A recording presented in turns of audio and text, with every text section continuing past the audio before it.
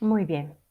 Entonces, en el caso de la división entérica, este, la división entérica sí es una división, ¿verdad?, del sistema nervioso autónomo. Y como ya les había explicado, se relaciona con este para coordinar su funcionamiento, ¿verdad? La división entérica es una división del sistema nervioso autónomo que está en todo el tracto gastrointestinal, es este señalado aquí con anaranjado, que viene desde el esófago, el estómago, intestino delgado, intestino grueso, hasta el ano, ¿verdad? Ahora, el sistema entérico está en el interior del cuerpo, sin embargo, Tórtara nos menciona un detalle, que se considera parte del medio externo. ¿Por qué? Porque en el interior de todo este tubo, que es el tracto gastrointestinal, ahí pasa el alimento. Entonces está en contacto con el medio externo. Aunque el alimento se procese en el estómago, luego en el intestino, se mezcle con jugos del cuerpo, pero pues lo que lleva en su interior viene del medio externo, ¿verdad? Por eso está en contacto con el medio externo. Ahora también, este, este debe de responder para que se mantengan las condiciones adecuadas, ya que como está en contacto con el medio externo, este, se debe de mantener la homeostasis correcta, porque nosotros introducimos en él alimentos muy fríos o muy calientes, ¿verdad? Alimentos muy contaminados, ¿verdad? Alimentos con proporciones de concentraciones de diversas sustancias, ¿verdad? Entonces debe de mantenerlo en completa homeostasis y mantenerlo controlado, ¿verdad? Pero la división entérica realmente puede funcionar independiente del control que pueda tener del sistema nervioso central, ¿verdad? Entonces, la división entérica es un conjunto de nervios y ganglios especializados que constituyen una red neuronal compleja de hasta 100 millones de neuronas que inervan el tubo digestivo, toda la pared del tubo digestivo, el páncreas y la vesícula biliar, ¿verdad? Y las neuronas sensitivas pueden controlar la tensión de la pared, la composición de los contenidos intestinales. Aquí también hay varoreceptores y mecanorreceptores, perdón, mecanorreceptores sería, porque detectan el estiramiento de las paredes del tracto intestinal, ¿verdad? Y también son quimiorreceptores porque detectan las diversas concentraciones de las sustancias que comemos. Y todos los impulsos eferentes llegan al músculo liso y la glándula del tubo digestivo. Entonces los nervios que forman parte de esta división entérica son forman dos redes. El plexo mientérico, que inerva el músculo liso desde el esófago hasta el ano.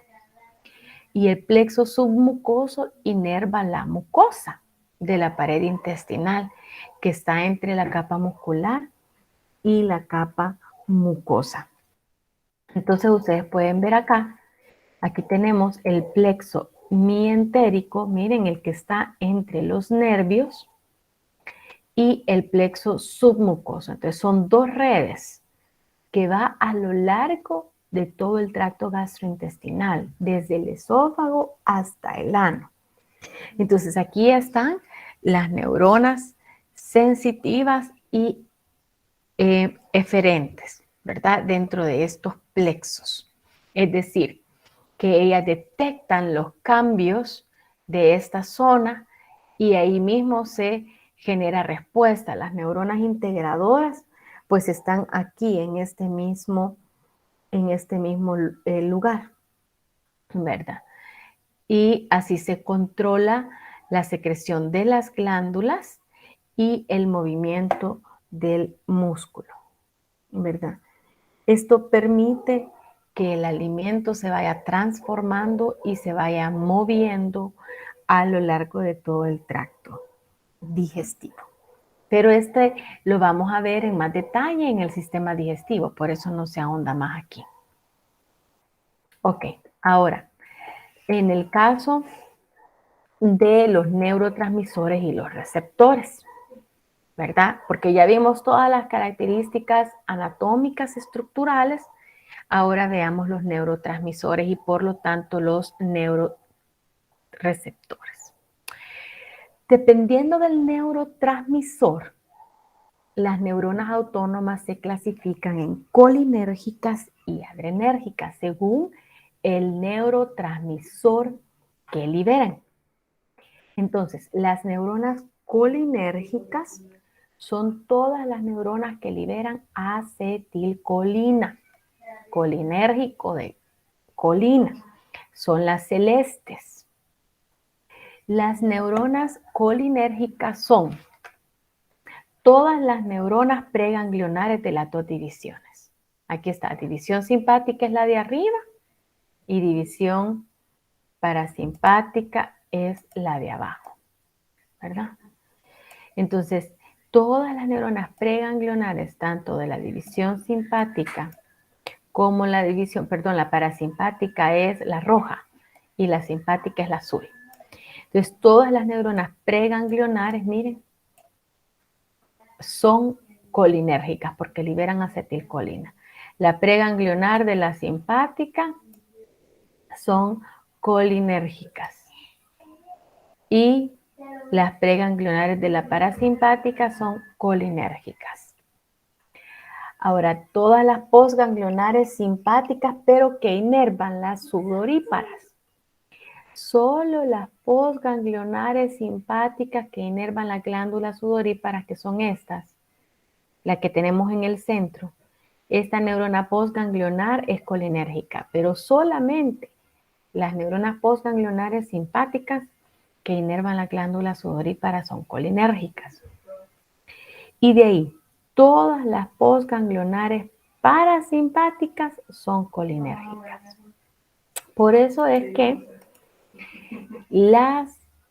el neurotransmisor de la rama parasimpática que ejerce sus efectos o que se ven los efectos en los órganos de respuesta, en los efectores, valga la redundancia, es a través de la acetilcolina. El neurotransmisor de la división parasimpática característico es la acetilcolina, ¿verdad? Porque aquí en el caso de la simpática es una pequeña partecita, ¿verdad? Muy bien, entonces esas son las neuronas colinérgicas. Ahora, los receptores. Hay dos tipos de receptores para la acetilcolina. Por eso son receptores colinérgicos, porque son para la acetilcolina. Y son los receptores nicotínicos, que están en las dendritas y los somas postganglionares de ambas divisiones. Y se llaman nicotínicos porque también se activan con la nicotina. Entonces ustedes pueden ver acá, miren, en el ganglio, en la neurona postganglionar tiene receptores nicotínicos. Todas las neuronas postganglionares en su cuerpo y sus dendritas tienen receptores nicotínicos. Y ese es el receptor colinérgico. Ahora, el otro tipo de receptor colinérgico son los muscarínicos. Los receptores muscarínicos son los que están en las membranas de los efectores de tanto los efectores de la rama parasimpática como de las glándulas sudoríparas. Miren, entonces los receptores de las glándulas sudoríparas y de los efectores inervados por la rama parasimpática son receptores muscarínicos. Se llaman muscarínicos porque se activan con la muscarina. La muscarina, ¿verdad? Es un veneno de un hongo, ¿verdad? Imita la acción de la acetilcolina cuando se une con los receptores. Se une con los receptores, pero obviamente la muscarina no va a tener el mismo efecto que la acetilcolina, ¿verdad? Entonces, y los receptores nicotínicos, pues porque la nicotina que está en el tabaco, ¿verdad? Se une a los receptores nicotínicos de todas las neuronas de los cuerpos y las dendritas de las neuronas postganglionares. Entonces, las neuronas colinérgicas son las que liberan acetilcolina. Son todas las neuronas preganglionares y las neuronas postganglionares parasimpáticas, aparte de las postganglionares simpáticas que van a la glándula sudorípara. Y los receptores son los nicotínicos en el caso de los que están en las neuronas postganglionares, dendritas y somas, y los muscarínicos son los que están en los efectores. Los efectores de la glándula sudoríparas, de la división simpática y todos los inervados por la división parasimpática. Ahora, los efectos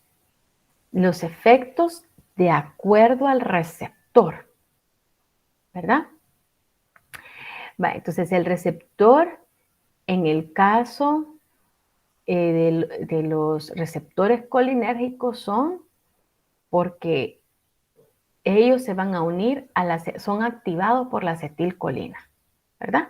Son proteínas integrales de membrana y que se activan por la acetilcolina. Y ya vimos que son de dos tipos, ¿verdad? Los nicotínicos, que están ¿en dónde? En todas las membranas de las dendritas y somas de las neuronas simpáticas y parasimpáticas postganglionares, ¿verdad? Estamos hablando del receptor. También está en las células cromafines de la médula suprarrenal. Y el receptor nicotínico es el de las fibras musculares esqueléticas, ¿verdad? Pero ese es del sistema nervioso somático. ¿Qué producen? Cuando un receptor nicotínico se activa, produce excitación. O sea, se genera impulso nervioso en la neurona postganglionar, se produce activación. Y en el caso de la médula suprarrenal, pues se secreta la adrenalina y la noradrenalina. En el caso de los receptores muscarínicos, ya dijimos que están en todos los efectores que inervan las neuronas parasimpáticas postganglionares y las glándulas sudoríparas que están inervadas por las neuronas simpáticas, ¿verdad? En el caso de los efectores, en algunos efectores se puede producir excitación y en otros se puede producir inhibición, ¿verdad? Como ya vamos a ver, en la rama parasimpática, por ejemplo, disminuye la frecuencia cardíaca, entonces ahí se produce inhibición. Y aumenta la motilidad intestinal, entonces ahí se produce excitación. Y ambos son receptores muscarínicos, pero ahí dependiendo del órgano, ¿verdad? En el caso de la glándula sudorípara, cuando se activa el receptor muscarínico por la neurona simpática, entonces ahí se produce un incremento de la sudoración. Y en los vasos sanguíneos del músculo esquelético, que está inervado por las neuronas simpáticas, colinérgicas postganglionares, pues ahí se produce una inhibición, una relajación, una vasodilatación para que llegue más sangre. Ok, entonces, efectos generales, ¿verdad? Nicotínico, el efecto general es la excitación. Y cuando se activa un receptor muscarínico, puede ser excitación o inhibición. Ahora las neuronas adrenérgicas. Las neuronas adrenérgicas son las que liberan noradrenalina. ¿Y cuáles son las neuronas que liberan noradrenalina? Solo son las neuronas postganglionares simpáticas. solo son las postganglionares simpáticas. Aquí en el cuadrito que teníamos antes, donde están las tres, aquí vemos, miren, en este caso, la neurona postganglionar simpática es adrenérgica porque libera noradrenalina hacia las células efectoras. Solo las neuronas postganglionares simpáticas son adrenérgicas. Y para la noradrenalina hay dos tipos de receptores, los receptores alfa y los receptores beta. Alfa 1 y alfa 2, beta 1 y beta 2. O sea, bueno, los receptores tienen estos subtipos, ¿verdad? Los receptores alfa tienen el subtipo 1 y 2 y los beta tienen el subtipo 1, 2 y 3. Generalmente el receptor 1, alfa 1 y beta 1 producen excitación. Cuando se activa el receptor alfa 1 y beta 1 producen excitación. Y en el caso de los receptores, cuando se activan el receptor alfa 2 y beta 2, esos producen inhibición. Y los receptores beta 3 solo están en el tejido adiposo pardo que produce la termogénesis. Dice que la mayoría de los efectores tienen receptores alfa o beta. Y algunas células de los efectores viscerales van a tener los dos, ¿verdad? Aquí vemos el efecto de acuerdo a los órganos, porque dice que los efectores tienen o el beta 1 o el beta 2, ¿verdad?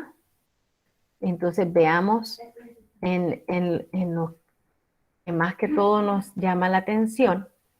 En el corazón, que es el órgano efector, tiene el receptor beta 1. Miren, beta 1. Entonces aumenta. Es excitación. Entonces aumenta la frecuencia cardíaca y la fuerza de la contracción cuando se une al receptor beta 1. Esta es la rama simpática, las primeras dos columnas. Esas son las que estamos viendo hoy, ¿verdad? En el caso de los vasos sanguíneos, tienen el receptor alfa 1, que es excitación, produce la contracción de los vasos sanguíneos. Y el beta 2, que es inhibitorio, entonces ahí él dilata, relaja, ¿verdad? El beta 2, que es inhibitorio, miren, relaja el músculo de los bronquios. En el caso, por ejemplo, del músculo liso, del tracto gastrointestinal, tiene alfa 1, alfa 2 y beta receptores y relaja o disminuye la motilidad en el músculo liso gastrointestinal. Y en la pupila, noten esto, en la pupila tiene receptores alfa 1 el músculo radial del iris y dilata la pupila al contraer el músculo radial del iris, ¿verdad? En el ojo sería, dice, el alfa 1. El músculo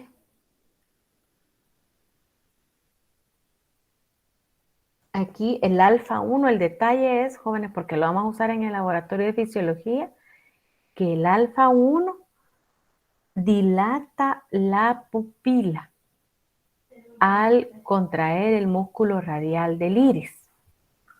Músculo radial del iris. Ahora, si nosotros vemos la división parasimpática, vemos que es al revés. Miren, los receptores son muscarínicos, todos son muscarínicos.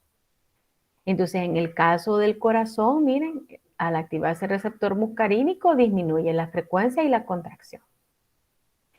En el caso de los vasos sanguíneos, se da una relajación vascular.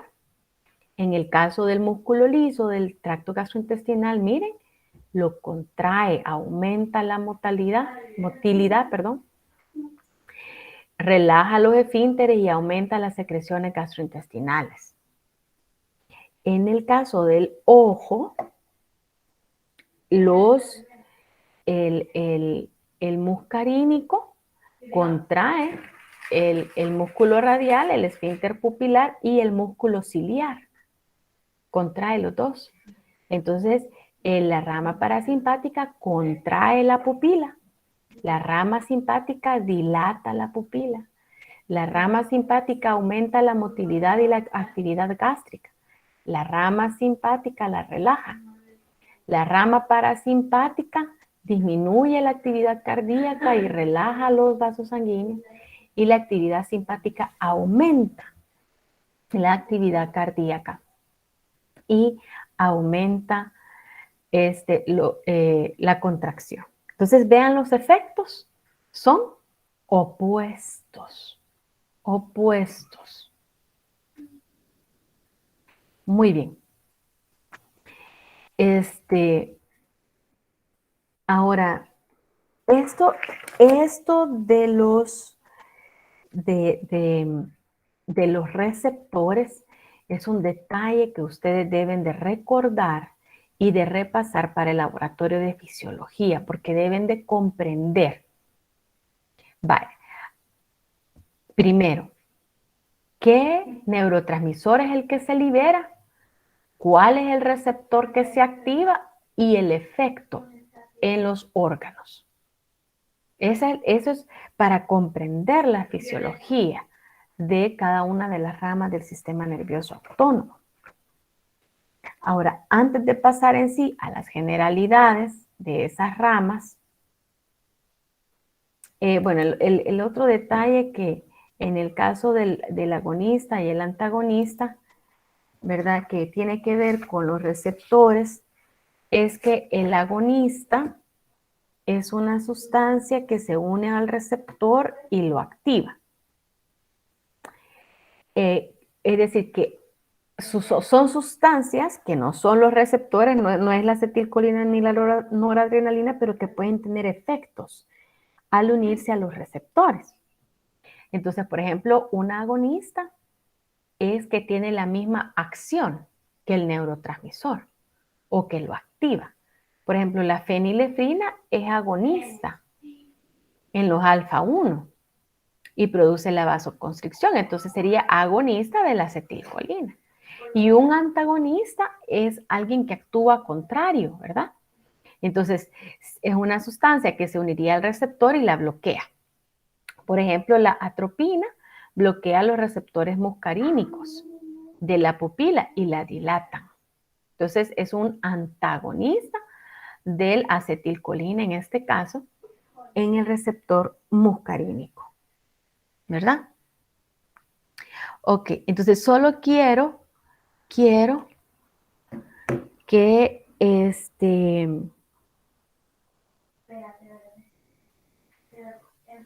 quiero explicarles que Tórtora tiene un detalle.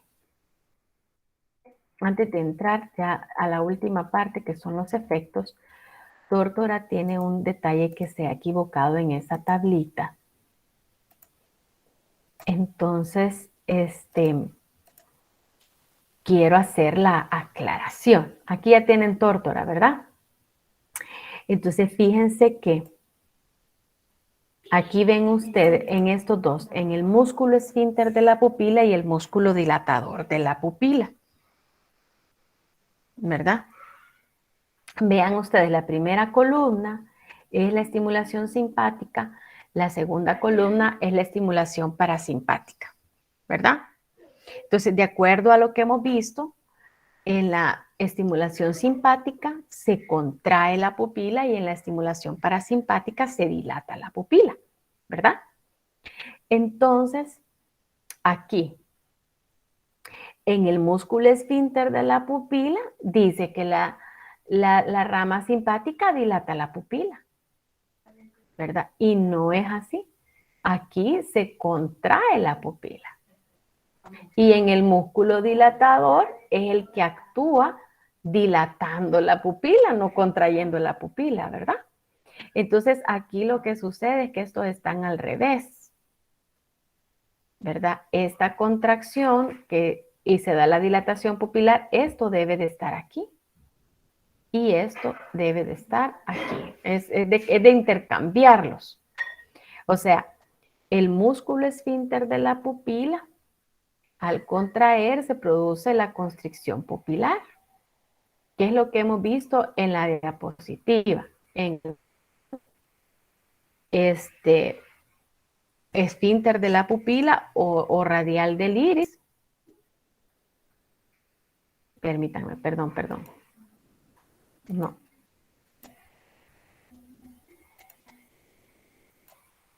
No quiero confundirlos más.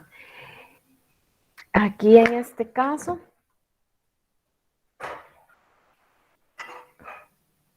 perdón.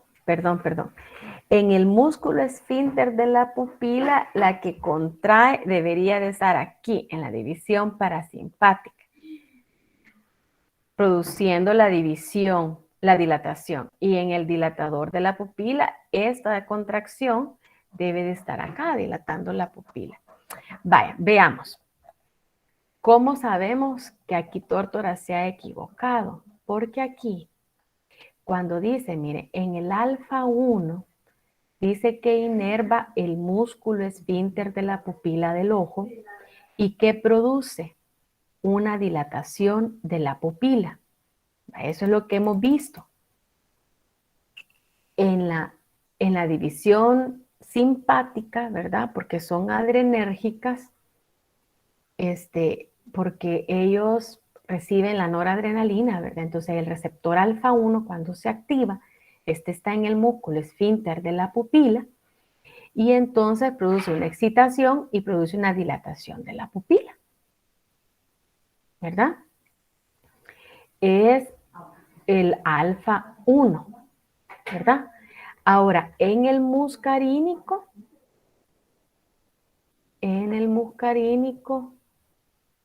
aquí no lo detalla Tórtora.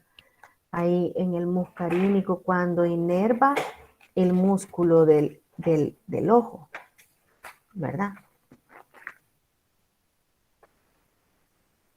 Pero en el caso de la división parasimpática, que serían receptores colinérgicos, ¿verdad?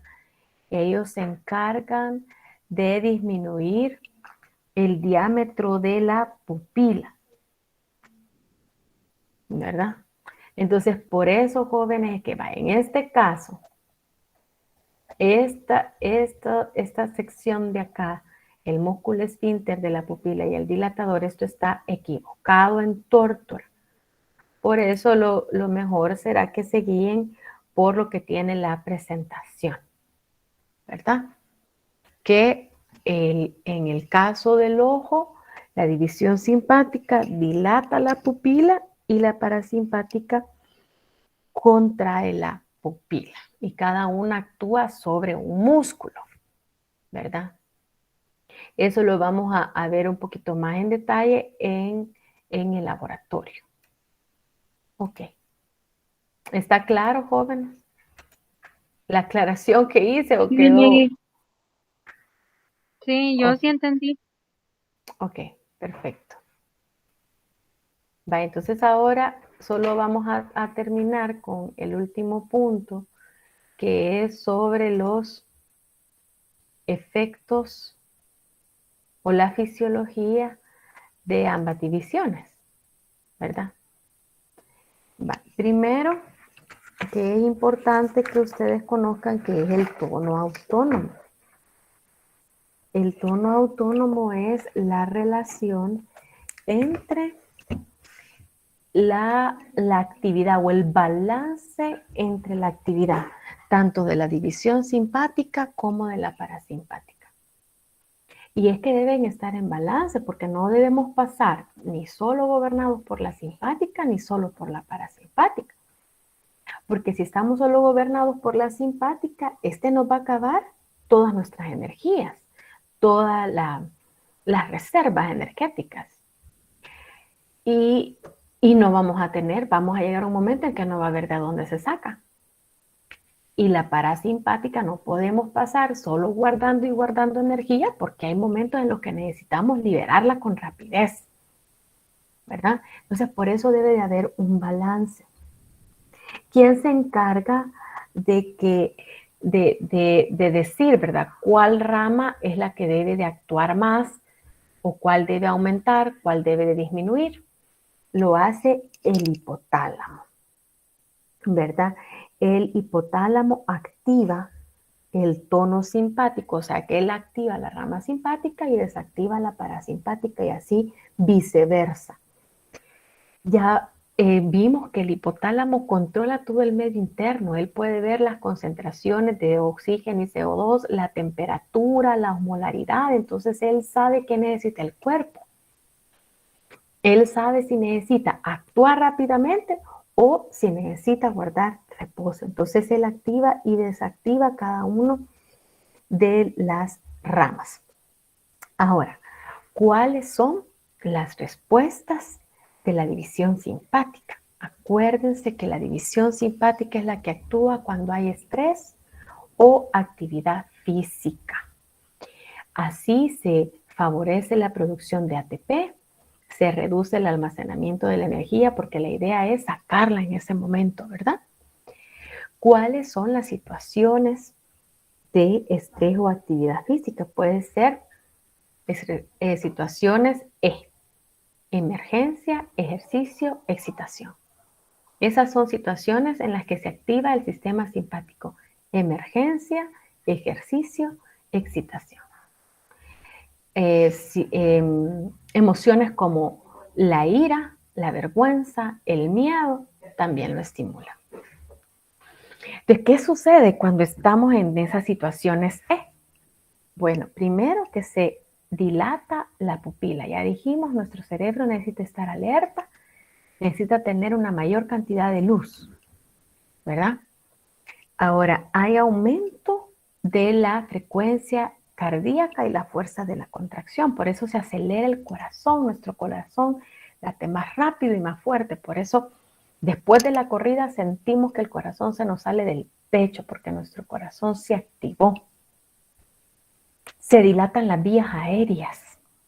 ¿Por qué? Porque necesitamos más oxígeno para mover todos esos músculos y por lo tanto para producir ATP. Entonces así, al haber vías aéreas más grandes, el oxígeno, hay más cantidad de oxígeno que se mueve. Ahora, hay vasoconstricción, es decir, se contraen los vasos sanguíneos que van a los riñones, al tubo digestivo, entonces hay una menor cantidad de sangre en esos órganos. No es que no va a haber, pero se disminuye la cantidad de sangre. Así se disminuye la formación de orina y la digestión. Por eso es que si nosotros tenemos un enojo cuando estamos comiendo, nos duele el estómago. ¿Por qué? Porque el enojo activa el sistema simpático y hace que le fluya poca sangre al estómago. Entonces el estómago no puede actuar. Entonces el estómago se queda con la comida ahí adentro, sin poder movilizarla, porque se hace una digestión lenta. Entonces, por eso llega a doler el estómago, porque ahí se le acumuló toda la comida. Luego, hay una dilatación de los vasos sanguíneos que van a los músculos, porque los músculos necesitan mucha sangre. También van al hígado una gran cantidad de sangre, porque el hígado es el que convierte el glucógeno en glucosa, entonces porque se estimula la glucólisis, la glucogenólisis. Ellos empiezan a liberar glucosa a la sangre. También aumenta la sangre, se da dilatación en el tejido adiposo porque los adipocitos pueden producir lipólisis, liberar ácidos grasos a la sangre para que los músculos de ahí tengan energía. Entonces, se va la sangre a los músculos para su contracción y se va al hígado y al tejido adiposo para que estos liberen glucosa y ácidos grasos hacia la sangre. ¿Para qué? Para que los músculos tengan toda la energía que necesitan para actuar. ¿verdad? Entonces eso produce una liberación de glucosa hacia la sangre. Entonces ustedes ven que los efectos de la rama simpática son para que el cuerpo esté activo y para que pueda movilizarse en caso de emergencia, ¿verdad? Obviamente también, ya que en la rama simpática inerva la glándula sudorípara, se incrementa la sudoración. Acordémonos que todo aumento de la actividad muscular produce un aumento en la temperatura corporal y por lo tanto es necesario sudar para bajar esa o controlar la temperatura corporal. Ahora, ¿por qué es posible que en fracciones de segundo que nosotros ni lo pensamos, pero cuando vemos un carro, vemos un perro, vemos la lluvia o vemos a la mamá con el cincho de la gallina, ¿por qué es posible que sin pensarlo nosotros podamos correr de un lugar a otro? Saltamos de un lugar a otro y lo hacemos de manera inmediata y todos nuestros músculos tienen energía. Porque la rama simpática amplifica sus efectos porque se inerva la médula suprarrenal, entonces la noradrenalina va a la sangre, noradrenalina y adrenalina, que son sustancias similares, va a la sangre, entonces con eso se llega mucho más rápido a todos los efectores, ¿verdad? Y luego vimos que porque las neuronas postganglionares son mucho más número, mucho más cantidad, entonces rápidamente se pueden activar muchos más efectores, ¿verdad? Y la noradrenalina también permanece en la hendidura sináptica durante más tiempo. Entonces todo eso hace que la división simpática actúe más rápido y por más tiempo, ¿verdad? Muy bien, ahora veamos las respuestas parasimpáticas.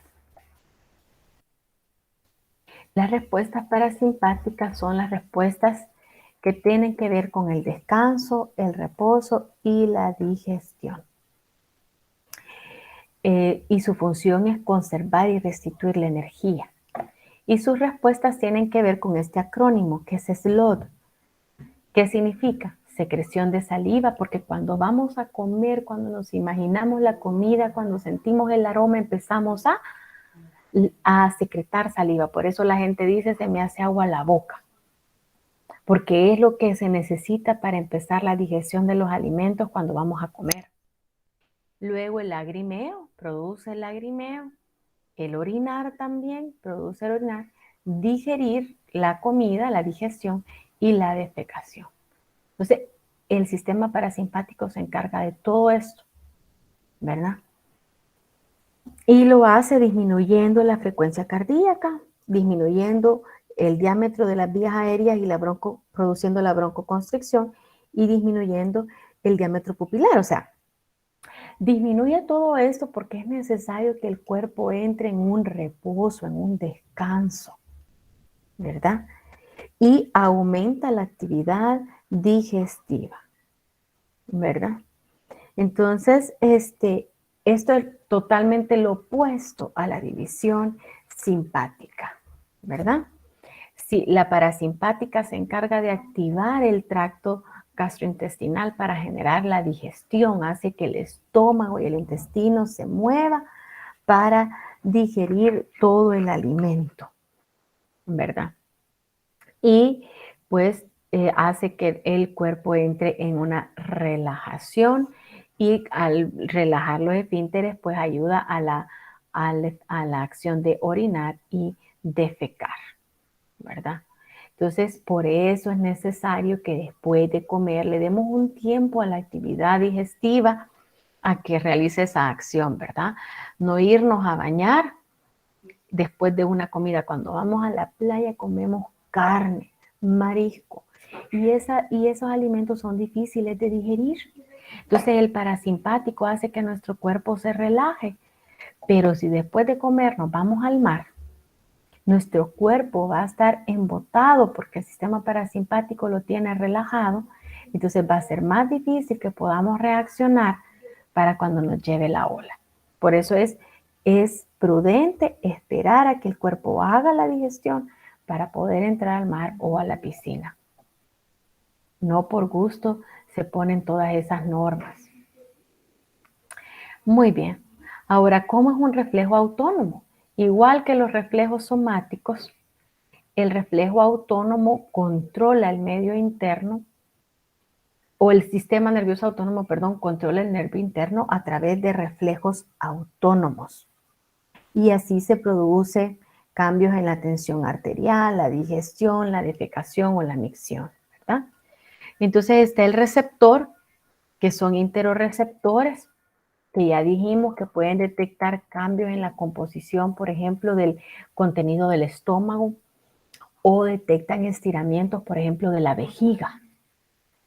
Entonces, la neurona sensitiva que tiene ese receptor lleva la información al sistema nervioso central, luego llegan al centro integrador que está en el hipotálamo y el tronco encefálico, y los reflejos de la micción o la defecación que tienen su integración en la médula espinal, como este que vemos acá.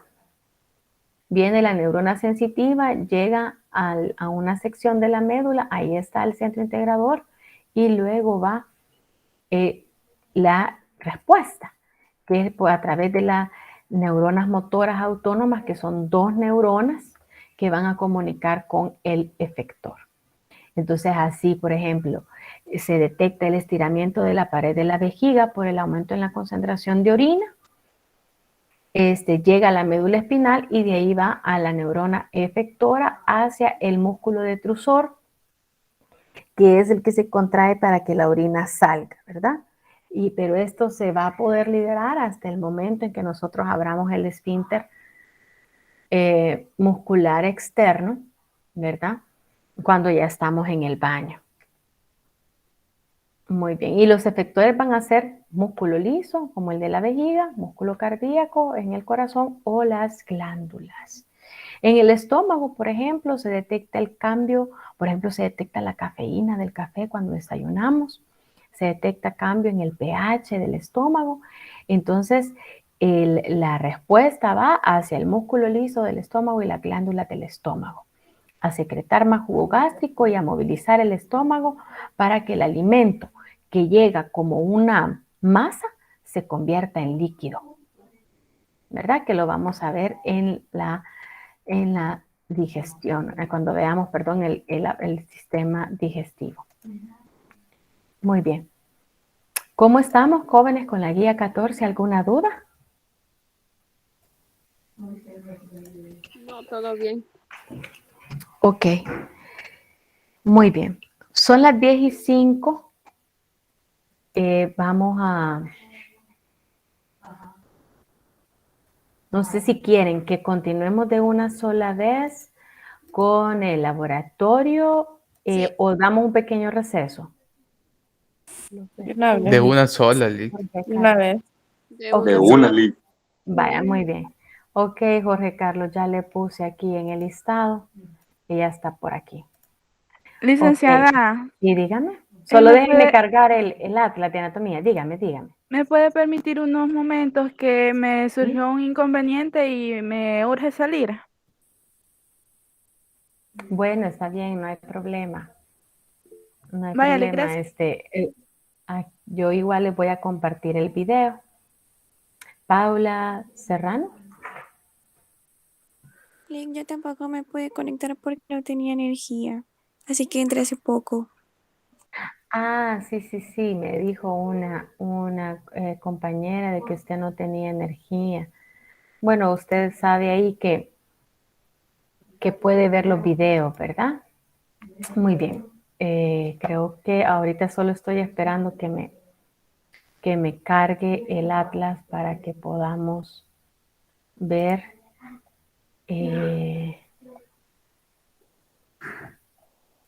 Ok, vaya, ya estamos acá. Voy a compartirles la pestaña para que vayamos viendo lo que nos pide el manual de laboratorio. Reyes Gutiérrez. Ah, las diapositivas, vaya, sí se las voy a pasar. Claro, yo se las paso y junto con los videos, solo que hoy me van a hacer la espera, lo voy a hacer hasta mañana porque hoy no puedo. Este día tengo una situación que necesito hacer después de la clase. Entonces, o lo hago hoy en la noche o mañana. Si no lo he hecho, me recuerdan, por favor. Ok, bien, entonces estamos primero, vamos a ver lo que es, como estamos hablando del laboratorio del sistema nervioso 2, el laboratorio 4, el encéfalo y los pares craneales, ¿verdad? Entonces, primero vamos a ver lo que es el encéfalo, que presenta 4 porciones principales, que son el cerebro, el diencéfalo, el cerebelo y el tronco del encéfalo o el tallo cerebral, ¿verdad? Entonces, aquí tenemos un cerebro completo. Aquí vemos los dos hemisferios. Tenemos los dos hemisferios que están separados, se recuerdan ustedes, por la fisura, ¿verdad? Uy, espérenme que se me fue muy arriba. Permítanme, aquí en el encéfalo, aquí, ¿verdad? Y las caras cerebrales externas, dice izquierda y derecha, la cara interna y la cara inferior, y la fisura interhemisférica entre los dos hemisferios, y la fisura cerebro-cerebelar entre los hemisferios y el cerebelo. Entonces aquí tenemos el cerebro, esta es la vista anterior. Entonces aquí tendríamos el lóbulo derecho o la cara derecha, porque aquí dice, miren, lóbulo frontal del cerebro. Ah, no, pero aquí solo los lóbulos. Esta es la cara derecha, ¿verdad? Esta sería la cara izquierda, ¿verdad? Aquí tenemos la fisura interhemisférica, el espacio que hay entre los dos hemisferios, que la vemos acá, ¿verdad? Y luego tenemos la fisura cerebro-cerebelar, que es la fisura o el espacio que hay entre el cerebro y el cerebelo, ¿verdad? Que es este espacio.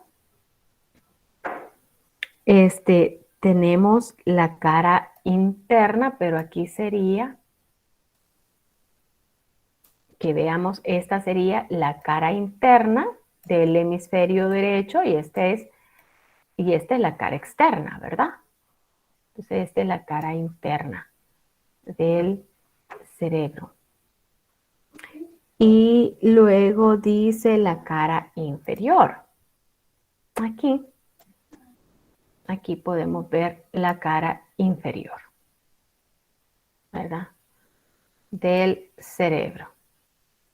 Aquí tenemos el cerebro, el cerebelo y aquí está el tronco del encéfalo. Aquí están las tres partes. Lo blanco es el tronco del encéfalo. Tenemos el cerebelo en la parte posterior y el cerebro en la parte superior con sus distintas caras, ¿verdad? Ahora, en un hemisferio cerebral, como este, que si nosotros tenemos un hemisferio cerebral, solo que aquí no tiene los colores, me voy a quedar entonces con el anterior, que es este, perdón. En un hemisferio cerebral dice que hay que localizar en la cara externa el surco central, cursando de arriba hacia abajo, separando el lóbulo frontal del parietal. Entonces aquí tenemos los dos lóbulos. El lóbulo frontal es el amarillo, el parietal es el verde, entonces el surco central es el que separa los dos lóbulos. Ahí está, ese surco, ahí lo tienen. Aquí lo vamos a acercar. Este sería el surco central que separa los dos lóbulos, el frontal del parietal. Luego tenemos el surco lateral, que sería este, que es oblicuo de abajo hacia arriba y separa el lóbulo parietal del temporal. ¿Tienen alguna duda? También en el video sale que se llama Silvio, ¿verdad? Sí, permítanme. Este es el surco lateral, ¿verdad? Que separa el lóbulo temporal, pero el parietal del temporal, aquí está malo en el manual porque dice que separa el parietal del occipital, pero es el parietal del temporal. Luego tenemos en la cara interna, hoy sí, en la cara interna tenemos este surco, aquí, este de aquí, que este sí nos separa el lóbulo, este es el surco parieto occipital, que está en la parte posterior y en la cara interna, ¿verdad? Que separa el lóbulo occipital del parietal. Entonces, este es el surco parieto occipital. Si nosotros lo alejamos, aquí vemos que nos separa el lóbulo parietal del occipital. Entonces, este es el parieto occipital, ¿verdad? Y el surco calcarino cursa de delante hacia atrás para unirse con el surco parieto occipital. Este sería el surco calcarino, este que está aquí abajo, que se viene a unir al surco parieto occipital. Este de acá. Quiero ver si puedo, si tengo colorear. Aquí en colorear es, no. Ay, no sé cómo hacer para poder señalar.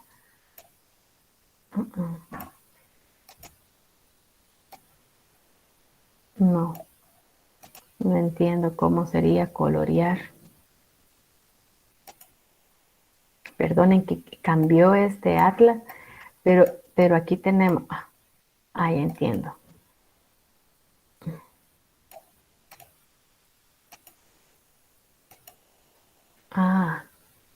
Ahí coloreé el lóbulo parietal, pero no es eso lo que quería señalar. Pero ahí ustedes ven, ¿verdad?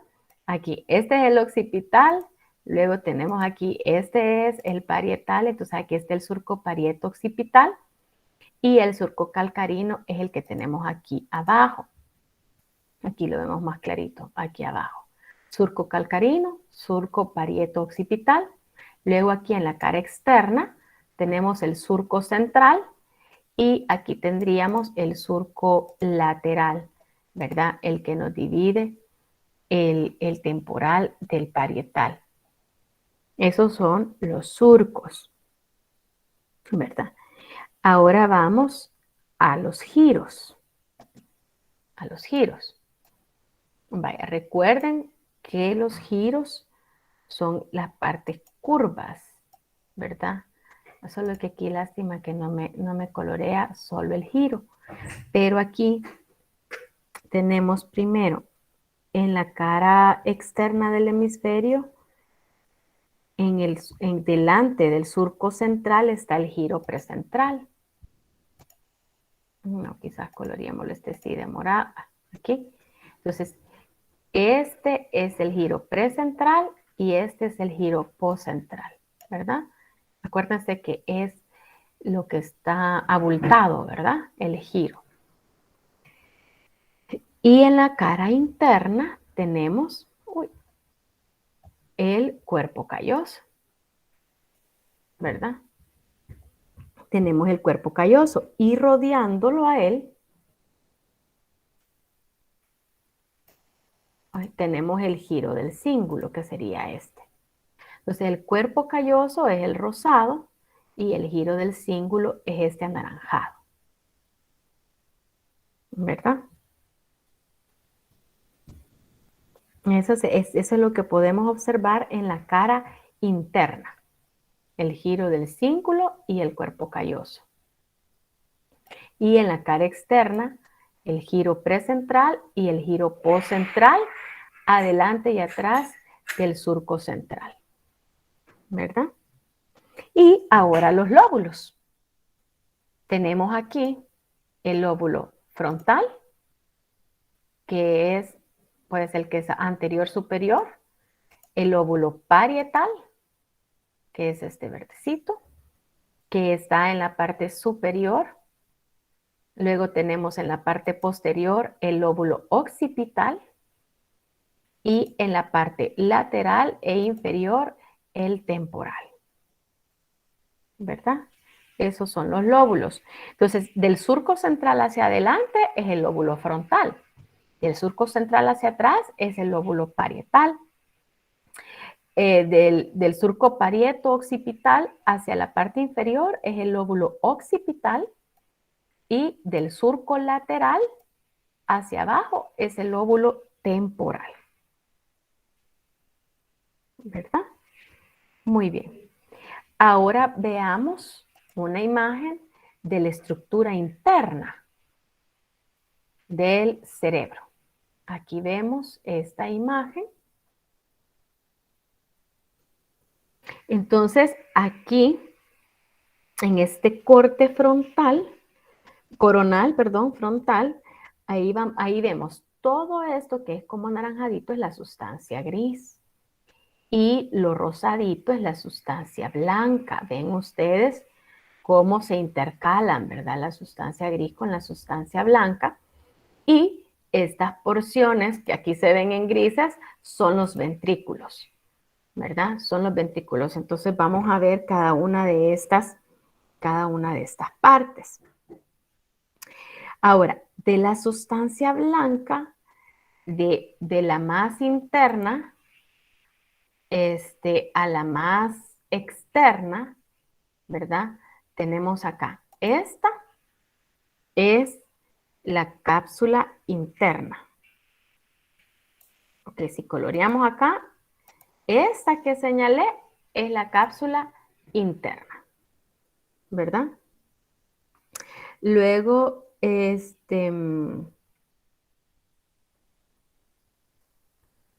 dice, las formaciones de sustancia blanca del centro hacia la periferia, la cápsula interna. Luego aquí tenemos, si no coloreamos, esta otra es la cápsula externa y esta es la cápsula extrema, ¿verdad? Pero en el modelo pues casi no se ve.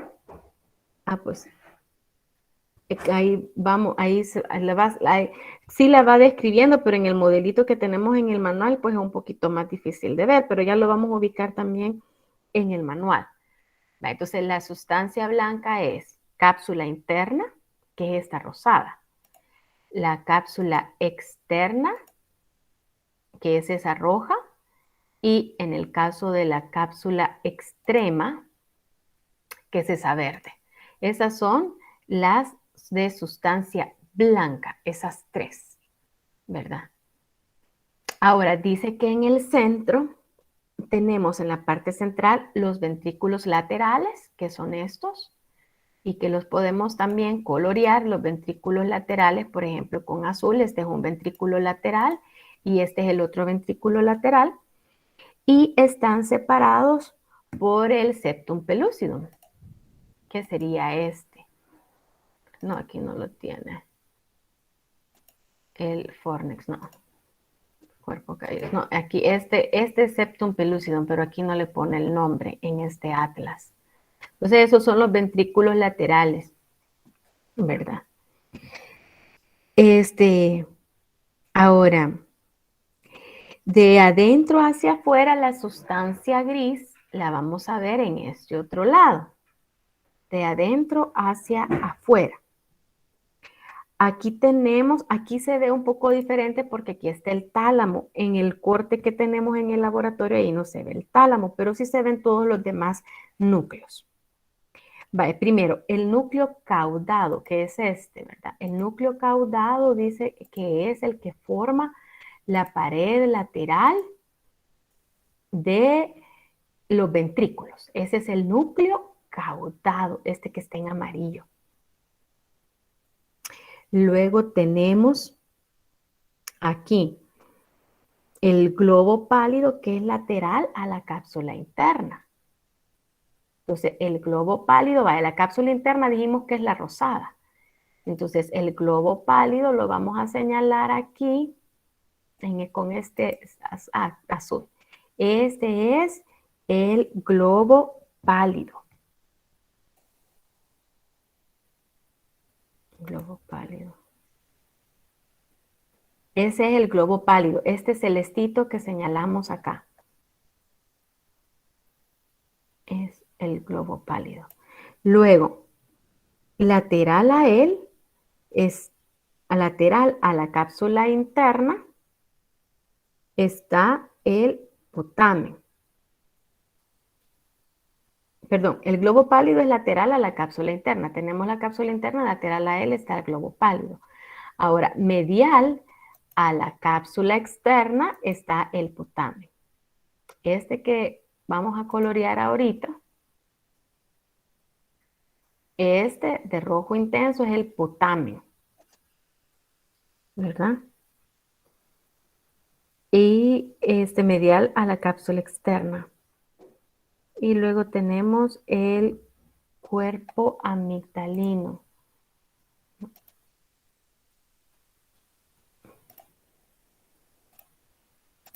Permítanme. Núcleo rojo, yo no sé si este núcleo rojo es sustancia negra. Fíjense que el tracto óptico, no sé, aquí no me señala el cuerpo amigdalino, quizás no se vea aquí en esta imagen. Va, entonces tenemos, ¿verdad? Los ventrículos laterales que están separados por el septum pellucidum. Ahora, si ustedes ven, hacia los lados tenemos sustancia blanca y sustancia gris, ¿verdad? La sustancia blanca, dijimos, la medial es la cápsula interna, luego está la cápsula externa, la intermedia, y luego está la cápsula extrema. Y de la sustancia gris tenemos el núcleo caudado, luego tenemos el globo pálido, el putamen y este que es el claustro, la sustancia gris. Y en la parte inferior estaría la amígdala, pero aquí no nos la diagrama, ¿verdad? Me gustaría ponerles, porque aquí no tenemos exactamente la imagen que tenemos en el manual. Entonces les voy a poner el manual para que distingamos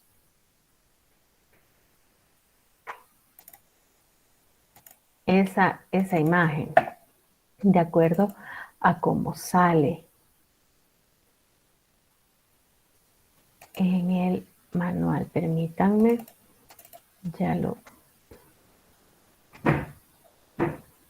aquí lo tenemos. Entonces les voy a compartir la presentación para que veamos la imagen que tenemos en el manual, ¿verdad? Entonces aquí vean, tenemos la parte central, este huequito, porque acuérdense que los ventrículos es el espacio donde está el líquido cefalorraquídeo, ¿verdad? Entonces, la parte central son los ventrículos laterales y separados por el septum pellucidum, ¿verdad? Entonces, de la sustancia blanca tenemos, miren, la cápsula interna. Voy a señalar con el puntero. Tenemos la cápsula interna. Aquí sería la cápsula externa y la cápsula extrema, ¿verdad? Entonces, en la sustancia gris tenemos núcleo caudal, globo pálido, que son estos dos chiquititos, y putamen. Vamos a ver si puedo con la pluma. Vaya. Sustancia gris, núcleo caudado, que es este, globo pálido, que son estos dos, y putamen, ¿verdad? Y aquí sí está, este sería el cuerpo amigdalino. Esa es la sustancia gris, ¿verdad? Ahora, la sustancia blanca, la podemos señalar con otro color, ¿verdad? Tenemos la cápsula interna. Aquí estaría la externa y esta sería la extrema, ¿verdad? Y aquí estaría entonces los ventrículos y el septum pelúcido. Eso es lo que habría que identificar de este corte, ¿verdad? ¿Tienen alguna duda o estamos bien?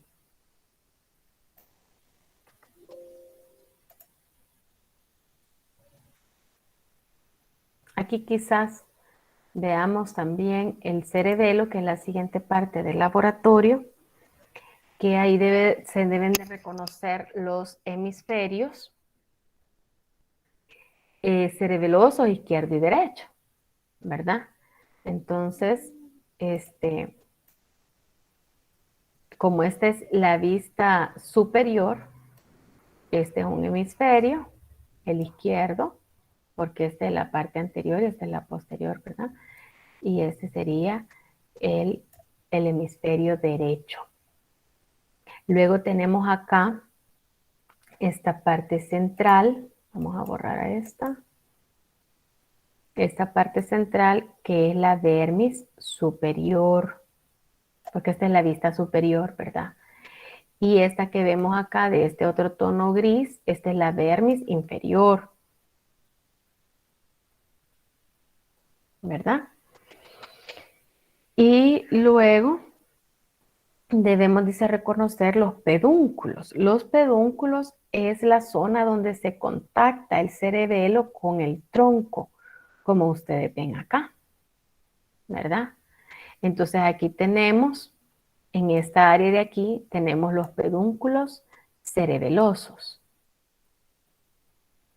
Aquí estaría el pedúnculo cerebeloso medio, es el más grande, es este de acá. Ese sería el pedúnculo cerebeloso inferior y este el pedúnculo cerebeloso superior. Esos son los pedúnculos cerebelosos. Ahora, si ustedes ven acá en el corte superior, vemos que aquí hay una fisura. Entonces esto nos separa un lóbulo anterior, que es el rojo, y el lóbulo posterior, que sería el verde. Entonces cada lóbulo, el izquierdo tiene anterior y posterior y el derecho tiene anterior y posterior también.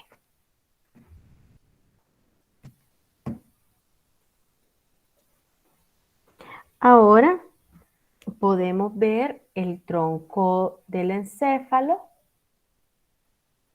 con sus pares craneales,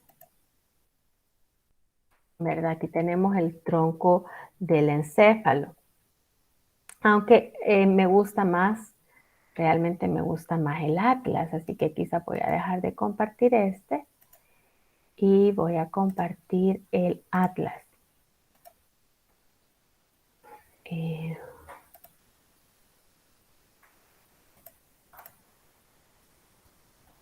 Entonces, aquí tenemos el tronco del encéfalo. Aquí está por separado. Entonces, este que tenemos acá, el superior, es el mesencéfalo, ¿verdad? Entonces, aquí tenemos la parte superior, es el mesencéfalo, ¿verdad? El que conecta ya con el cerebro. En el mesencéfalo podemos identificar los pedúnculos cerebrales. Estos dos son los pedúnculos cerebrales. Aquí lo podemos colorear. Ahí tenemos los pedúnculos cerebrales en la parte anterior del mesencéfalo. En la parte posterior, ¿verdad? Podemos en el mesencéfalo observar, aquí en este caso voy a quitar esto, los colículos superiores y los colículos inferiores, y los 4 es el tectum, ¿verdad? El tectum.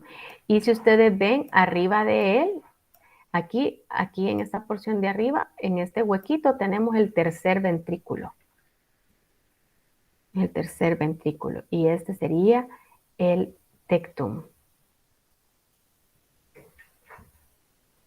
Lo que quiero mostrarles acá es que de la porción posterior del mesencéfalo surge un par craneal, ¿verdad? Solo tenemos un par craneal. Ya lo vamos a ver más adelante. Ahora veamos el puente o la protuberancia. Aquí tenemos el puente o la protuberancia, es la parte central del tronco del encéfalo, y en la parte posterior podemos ver el cuarto ventrículo. Ustedes ven ahí el huequito interno, miren, es el cuarto ventrículo. Y vemos los pedúnculos cerebelosos. Vean, pedúnculo cerebeloso medio, pedúnculo cerebeloso inferior y pedúnculo cerebeloso superior. Si lo coloreamos, este es... Ay, no, me lo colorea todo. Pues no. Entonces, tenemos los pedúnculos cerebelosos y el piso del cuarto ventrículo, ¿verdad? Que es, ahí tenemos el huequito que es el cuarto ventrículo, y están los orificios, el lateral y el medio, ¿verdad? Por donde circula el líquido cefalorraquídeo. Ahora también del mesencéfalo salen nervios. Solo que aquí nos los pone todos, ¿verdad? No nos pone solo la base, pero aquí tenemos, por lo menos claramente, tenemos el trigémino, ¿verdad? El trigémino, el quinto par craneal, sale de ahí. Luego sale también el sexto, que es esta rama. El séptimo, el octavo, ¿verdad? Que son que salen de la protuberancia, que también los tienen en la foto de su manual, ¿verdad? Entonces tenemos que del tronco, perdón, de la protuberancia sale el trigémino, que es el quinto, el sexto, que es el abducens, el séptimo, que es el facial, y el octavo, ¿verdad? Y luego tenemos el bulbo raquídeo, el bulbo, ¿verdad? Que es la parte inferior del tronco del encéfalo y que se continúa con la médula espinal del bulbo raquídeo. Debemos identificar el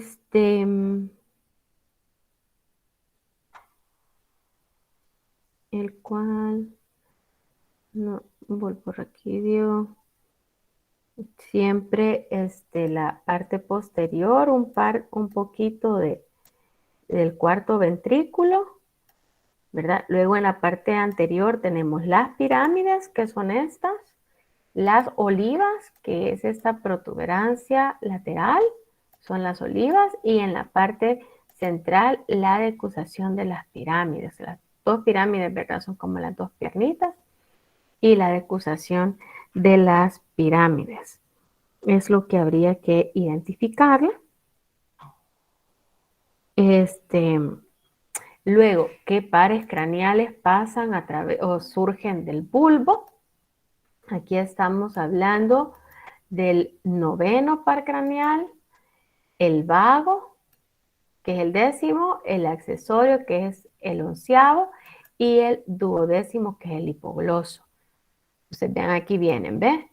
Glosofaringio, que es el noveno, el vago, que es el décimo, el accesorio, que es el onceavo, y el doceavo, que es el hipogloso, ¿verdad? De ahí surgen.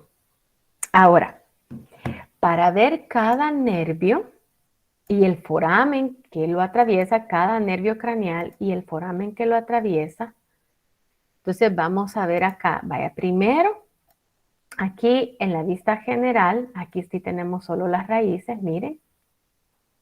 Tenemos acá el superior, el primer par craneal es el olfatorio, Luego tenemos acá el segundo par craneal, que es el óptico. Tenemos aquí este chiquito, que ahí está. Perdón, este chiquito es el tercer par craneal, el oculomotor. El que viene posterior del mesencéfalo, que viene de acá, es el nervio troclear, es el cuarto par craneal. Luego tenemos acá el trigémino, el quinto par craneal, el sexto par craneal, que es el motor ocular externo o abducens, el séptimo, que es el facial, el octavo, que es el vestíbulo coclear, el noveno, que es el glosofaringeo, el décimo, que es el vago, el undécimo, que es el accesorio, y el duodécimo, que es el hipogloso. O sea, aquí vemos los núcleos, ¿verdad? Cómo llegan, cómo salen del tronco del encéfalo, aunque el primero y el segundo, que son sensitivos nada más, pues ellos entran nada más, ¿verdad? El olfatorio y el óptico. Ahora, los forámenes que atraviesa cada uno de ellos. Ustedes pueden ver acá cómo el primer par craneal atraviesa la lámina cribosa del etmoides, ¿verdad? Luego el óptico atraviesa el foramen óptico. Luego tenemos varios que salen por la hendidura esfenoidal superior. Ya vamos a ver cada uno de ellos. Son 3, creo, no, son 4. Miren, 4 nervios que van por la hendidura esfenoidal superior. Ay, perdón. Luego tenemos el foramen redondo, el foramen oval. Aquí tenemos, miren, aquí tenemos el foramen interno. El rasgado posterior, ¿verdad? El de la porción petrosa es el meato auditivo interno, pero no se me había olvidado. El rasgado posterior, y en la parte inferior del cráneo, aquí tenemos el foramen estilomastoideo, ¿verdad?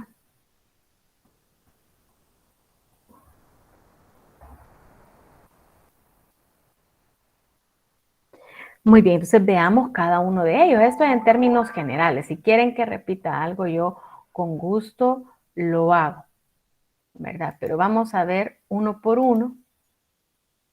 Primero el olfatorio.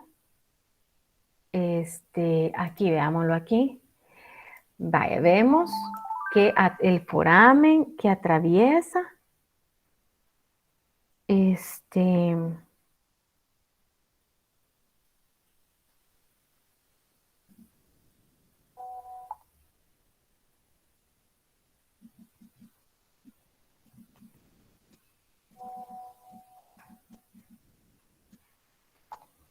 perdón, estaba. Vaya, en el caso del par craneal 1, que es el olfatorio, atraviesa la lámina cribosa del etmoides. Miren, ese es el foramen que atraviesa, ¿verdad? Entonces, los nervios olfatorios, ¿verdad? Son los que atraviesan el foramen y se juntan y forman el bulbo olfatorio, y luego forma el tracto olfatorio, que es el que se va hacia el cerebro, ¿verdad? Muy bien, ahora el segundo par craneal. El segundo par craneal son los nervios ópticos, y ustedes pueden ver aquí en esta región de acá, vamos a verla, ahí está. Pasa por el foramen óptico hasta la cavidad orbitaria. Aquí está el foramen óptico. Forma el quiasma óptico o entrecruzamiento y se va hacia la parte posterior del cerebro, ya como tracto óptico. Pero ¿y qué foramen es el que duda. El foramen óptico es del esfenoides, ¿verdad? Sí, así es, del esfenoides. Sí, así es. Ok, perfecto. Ahora vamos al tercer par craneal. El tercer par craneal es el nervio oculomotor. Entonces aquí vemos, miren, sale del tronco del encéfalo. Ay, perdón, que este es un examen. Aquí vemos que el nervio oculomotor inerva varios músculos que mueven el ojo y este pasa a través de la hendidura esfenoidal. Es la que tenemos acá abajo del foramen ocular. Está la hendidura esfenoidal, siempre es del esfenoide, ¿verdad? Este es el nervio, el tercer par craneal, el nervio oculomotor. Ahora, el cuarto par craneal es el único que emerge de la porción posterior del tronco del encéfalo. Ustedes lo pueden ver acá. Aquí también pasa la hendidura esfenoidal, que aquí la han cortado, pero pasa la hendidura esfenoidal y se va hacia este musculito del ojo. Este es el tercer par craneal, el nervio oculomotor. Perdón. Ay, no, este es el cuarto par craneal, es el nervio troclear, que sale de la parte posterior del tronco del encéfalo. Ahora nos vamos al quinto par craneal, el trigémino. Veamos en esta vista general, el nervio trigémino se llama así porque tiene 3 ramas. La primera rama es la oftálmica, miren, y pasa por la hendidura esfenoidal. Igual que el tercero y el cuarto, pasa por la hendidura esfenoidal. Perdón, que aquí estoy viendo el manual, ¿verdad? La hendidura esfenoidal. Entonces, la primera rama, la rama oftálmica del trigémino, pasa por la hendidura esfenoidal, ¿verdad? Luego tenemos la rama maxilar, que pasa por el agujero redondo. Aquí vemos el agujero, miren, redondo mayor. Y vemos la rama mandibular, que es esta tercera, que pasa por el agujero oval del esfenoides. Miren, estos 3 forámenes son del esfenoides, hendidura esfenoidal, redondo y oval. Ahí están los 3 forámenes que atraviesa. Aquí podemos ver las ramas de la rama oftálmica. Miren que pasa la hendidura esfenoidal, ahí se ve completo el nervio. Luego el nervio maxilar, que pasa por el redondo, ahí se ha cortado el redondo, ahí se ve toda su inervación, la del nervio maxilar. Y luego vamos al nervio mandibular, que pasa por el foramen oval del esfenoide siempre, que es este que tenemos acá, y se va hacia la mandíbula. Muy bien.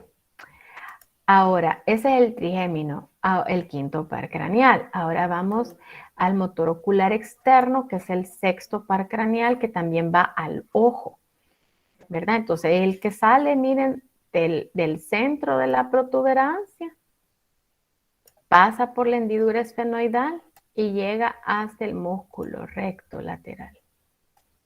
Este es el sexto par craneal. Pasa por la hendidura esfenoidal. Se llama motor ocular externo. Ahora el séptimo par craneal es el nervio facial. No, esta creo que no lo vemos muy bien. Aquí en ramas terminales vemos mejor el nervio facial.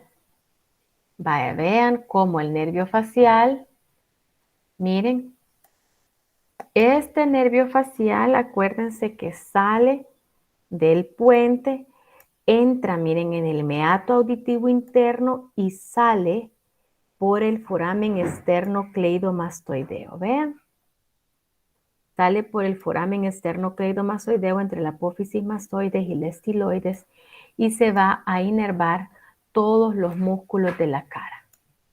Este es el nervio séptimo, el facial. En esta vista general vemos el origen del nervio.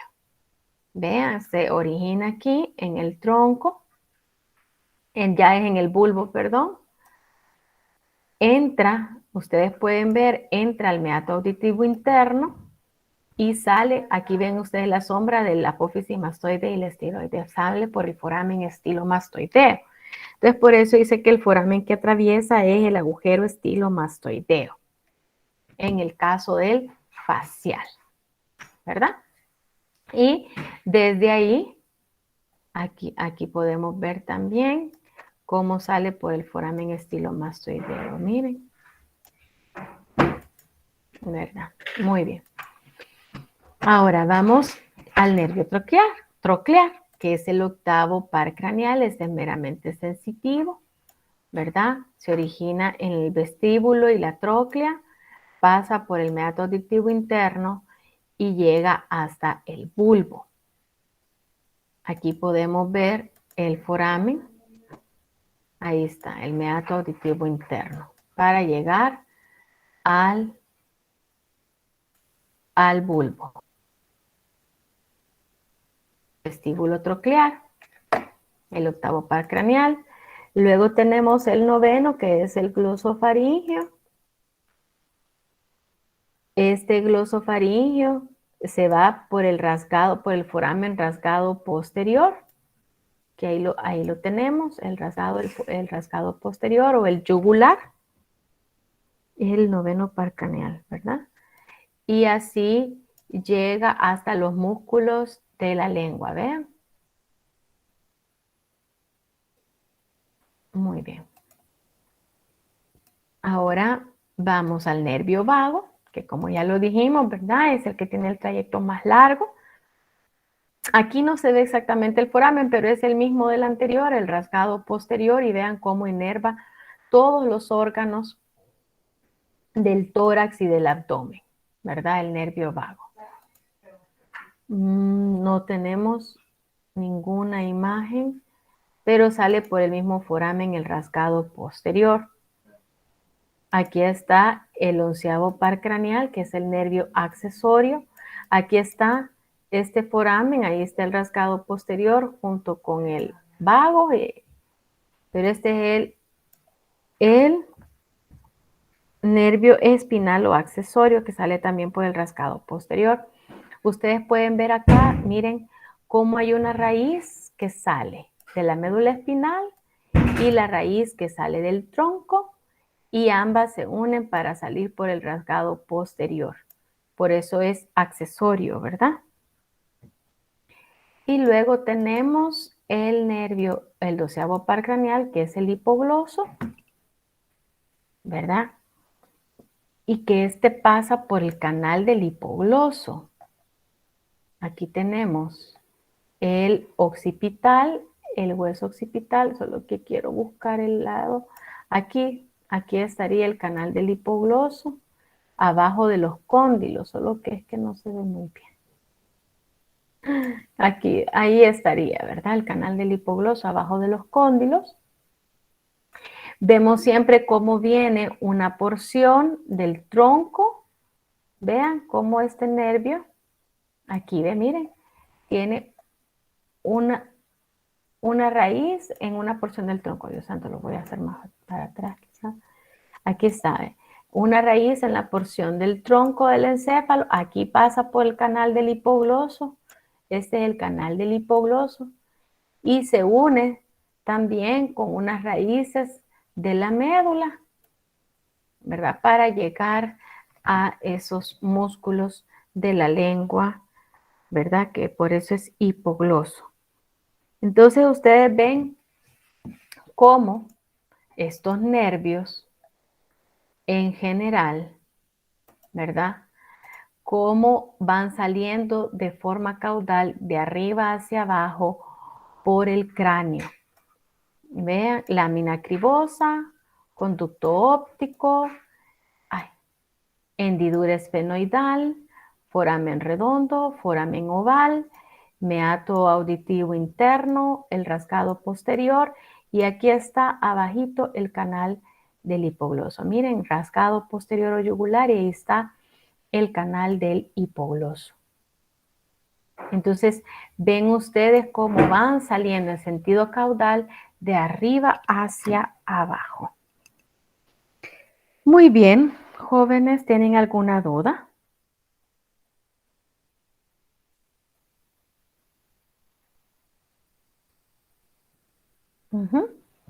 No hay dudas entonces. Vic, Si gusta. el laboratorio del lunes, ¿a Ajá. qué hora sería?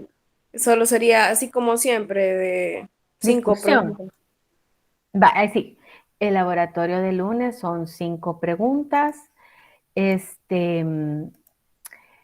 Y